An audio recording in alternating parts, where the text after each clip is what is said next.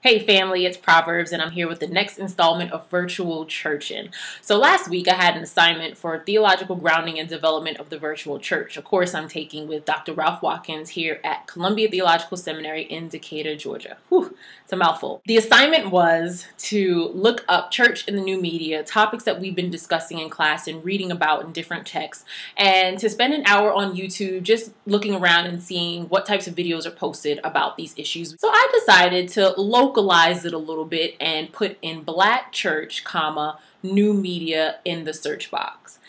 And I didn't get anything. Well, I did get something. I digress. I did get something. Let me share with you what I got. I got How to Shout in a Black Church, Part 2. Stuff black church girls say. My top 5 pet peeves in black church. So basically these comedic anecdotes. One channel, the Playmakers one, they're actually really funny. Check them out if you need a break from writing seminar papers or doing ethnographic studies and you just need a laugh. But I was really distressed to find that there weren't practical videos posted on how to engage black communities in new media. Now, I think this does speak a little bit to race, class, and status. A lot of the work that we're reading has to do with the Roman Catholic Church utilizing new media. I mean, the Pope himself has endorsed using new media in terms of reaching out to seekers, engaging believers, and spreading the gospel of Jesus Christ. And so I wonder why more black churches aren't engaging these tools that we have. So it could be a matter of accessibility. It could be a lack of education or exposure. Whatever it is, churches that are part of historically black faith traditions definitely need to be a part of this conversation. Connecting with folks on Twitter, posting sermons on YouTube, connecting with believers or fans. Can you be a fan of a church? on Facebook.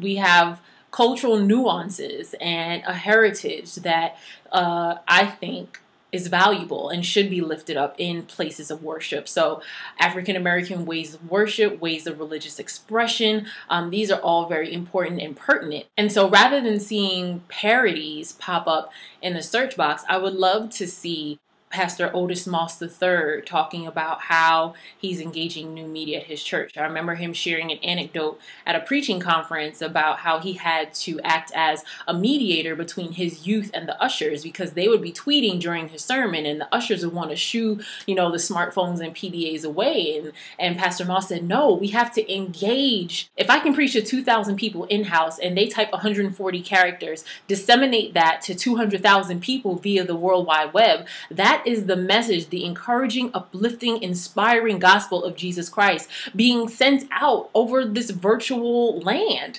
And what more could we possibly ask for? I mean, the disciples and all of their walking and complaining and haranguing, I'm sure would have loved to have Twitter and Facebook and YouTube. So rather than seeing parodies pop up in the search box, I would love to see practical tips and tools on how to engage social media networks, social media platforms, so that churches with predominantly black congregations can find a way to plug in. And so is this an issue of race? Absolutely. Class?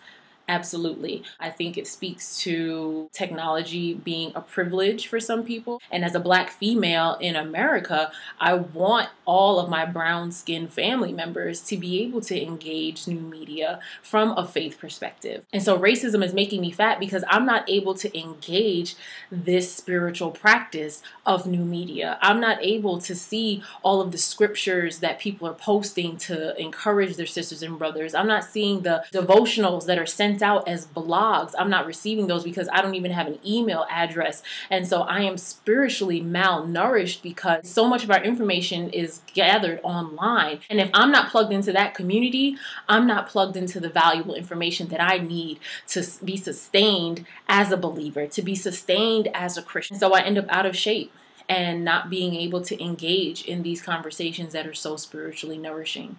And so I think what we might want to do is figure out what are some ways that we can bring people who maybe aren't a part of technologically based congregations into the fold. How can we offer classes in local libraries and community colleges? How can we set up volunteer programs so that people who know all about how to use these different platforms can get credit or service hours or academic credit for helping to educate others. So how can we level the playing field and make sure that the next time someone somewhere types in Black Church, new media in a YouTube search box, that they actually get positive, practical, beautiful bronze search results? Just something to think about. So thanks so much for tuning in, and I'll see you next time. Keep praying and keep tweeting.